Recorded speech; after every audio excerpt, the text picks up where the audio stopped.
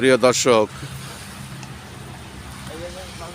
জীবন এবং জীবিকা ভিন্ন ধরনের। এই পৃথিবীতে আমরা যারা মানুষ হিসেবে পরিচিত, তাদের জীবন এবং জীবিকার সম্পর্কে আমাদের অনেক কিছু অজানা থাকে। আমি আজকে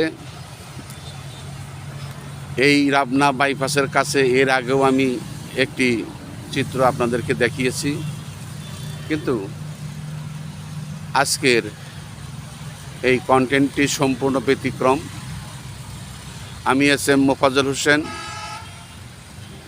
ভয়েস অফ গুড নিউজ 24 থেকে বলছি। মানুষ কেন জীবন ধারণ করে, কী জন্য জীবন ধারণ করে, কিসের কারণে জীবন ধারণ করে, এটা আমরা প্রত্যেকেই জানি, কিন্তু এখানকার জীবন ধারণের চিত্রটা সম্পূর্ণ ভিন্ন। আমি যে চিত্রটা এখন দেখাচ্ছি, এটাকে আমাদের দেশে শূকর বলে। এই শূকর পরিপালন করা এবং এর তত্ত্বাবধান করা একটা শক্ত, খুব কঠিন একটা কাজ। তারপরেও জীবিকার সন্ধানে মানুষ, ব্যবসার সন্ধানে মানুষ, এমন কোনো বিষয় নাই যে বিষয়গুলো আমাদের সম্মুখে উপস্থাপন না করছেন। তাই আমি আজকে এই প্রাণীটির যে সংরক্ষণ, যে ব্যবস্থাপনা বা যে মালিক, তাদের সম্পর্কে কিছু জানবো। ভাই, আপনার নামটা কি? মিঠুন। একটু জোরে বলুন। মিঠুন। মিঠুন। আপনি এখানে কতগুলো প্রাণী পরিপালন করেন? এখানে আছে 150 প্রাণী পরিপালন করেন। আপনি কি চাকরি করেন না কারোর বা নিজস্ব এই প্রাণীগুলো? চাকরি করি। আচ্ছা, আপনার নাম বলেন কি? মিঠুন। মিঠুন। আপনার বাড়ি কোথায়? সিরাজগঞ্জ। আর এই প্রাণীগুলো কার? এটা মালিক আছে। মালিক তো অবশ্যই আছে। মালিক সম্পর্কে আপনার কি ধারণা আছে? মালিকের নাম জানা আছে আপনার? মালিকের নাম তো সঠিক আমি জানি না, এতে ম্যানেজার আছে। ম্যানেজার আছে? আচ্ছা, ম্যানেজার আছে।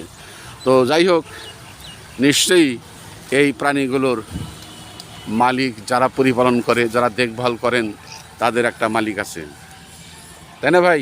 অবশ্যই মালিক আছে।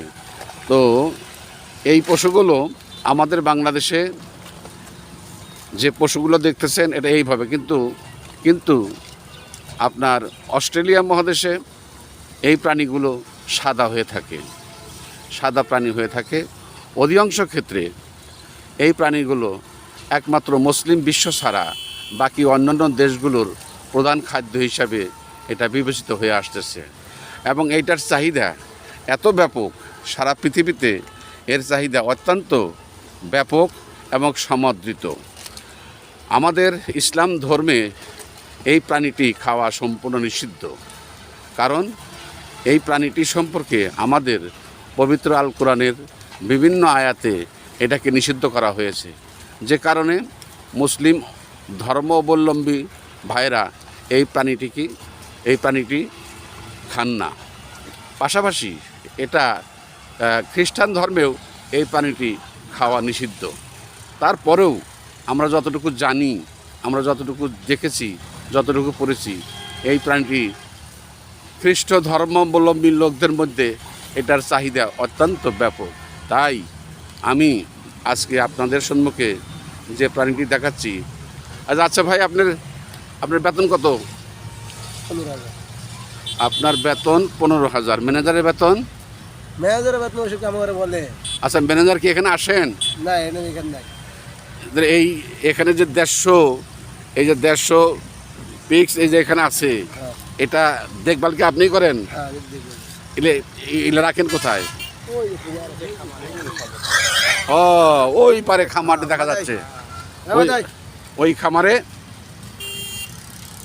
আপনি এটাকে শৃঙ্খলাবদ্ধ করেন। আচ্ছা, আপনার খাওয়া দাওয়া করেন কোথায়? আচ্ছা, আপনি কি এখানে একাই আছেন না আরো কেউ আছে? 3 জন আছেন। 3 জনের বেতন, প্রত্যেকের বেতন 15,000 টাকা করে নাকি? আচ্ছা, আপনি এই এই এই এই যে প্রাণীটি এখানে আমরা দেখতে পাচ্ছি, এর মালিক কোথায় থাকে সেটা কি জানেন? মানে শুনছি ঢাকা থাকে। মালিক ঢাকায় থাকেন, সেটা আমিও জানি। যে এই প্রাণীগুলো যারা সংরক্ষণ বা যারা পরিপালন করে তারা সাধারণত ঢাকা এবং বড় বড় শহরে অবস্থান করেন, এবং এগুলা পরিপালন করার ক্ষেত্রে ম্যানেজার এবং সহকারী ম্যানেজার এবং কিছু কর্মী নিয়োগ করা থাকে। তারা সারাদিন এই প্রাণীগুলোকে পরিপালন করেন। যাই হোক, প্রিয় দর্শক, আমি আজকে আপনাদের সম্মুখে এই চিত্রটা দেখানোর উদ্দেশ্য হলো যে মানুষের জীবন জীবিকা এবং তাদের কর্ম সব কিছু, কোনো কর্মকেই অবহেলার চোখে দেখা আমাদের ঠিক হবে না। পাশাপাশি কোনো মানুষকেও অবহেলা করা আমাদের ঠিক হবে না। আমি আমি আমি মনে করি আপনারা আজকে এই যে কী নাম জান বলেন ভাই? মিঠুন। আপনার বাড়ি সিরাজগঞ্জ। মিঠুন এখানে 15,000 টাকায় চাকরি করেন। অত্যন্ত নোংরা একটা পরিবেশে তার জীবনযাপন হয়। এখানে আমার পাশে যে ভাইগুলো আছে, এরাও এই জায়গায় বিভিন্নভাবে কাজকর্ম করে থাকেন। আচ্ছা ভাই, আপনার নামটা কি? আব্দুল মুতালিব। হ্যাঁ, আব্দুল মুতালিব। আব্দুল মোতালিব। আপনি কি করেন? ময়লার কাজ করি। আচ্ছা, ময়লার কাজ করেন। ভাই, আপনার বাড়ি কোথায়? আমার বাড়ি সিরাজগঞ্জ। আপনি কি করেন? আমার এই জোনার। আচ্ছা, এই জানোয়ারের নামটা কি? শুকুর। শুকুর। আচ্ছা, আপনিও সিরাজগঞ্জ থাকেন? হ্যাঁ, আমার বাড়ি সিরাজগঞ্জ। আচ্ছা আচ্ছা, তুমি পাশে থাকো। তুমি নাম বাড়ি দাও। তুমি কিসে থাকো? ভাই সাহেব, আমাদের সময় প্রায় শেষ। আমি আপনাদেরকে দেখাচ্ছি এই কারণে যে এই প্রাণীটি আমাদের দেশ ছাড়াও বিশ্বের বিভিন্ন দেশে অত্যন্ত সমাদৃত, এবং এই প্রাণীটি দেখভাল করার জন্য যারা এখানে কর্মকাজে ব্যস্ত থাকেন তারা নিতান্তই গরিব এবং অসহায়, এবং তাদের জীবনযাত্রার মান অত্যন্ত নিম্নমানের।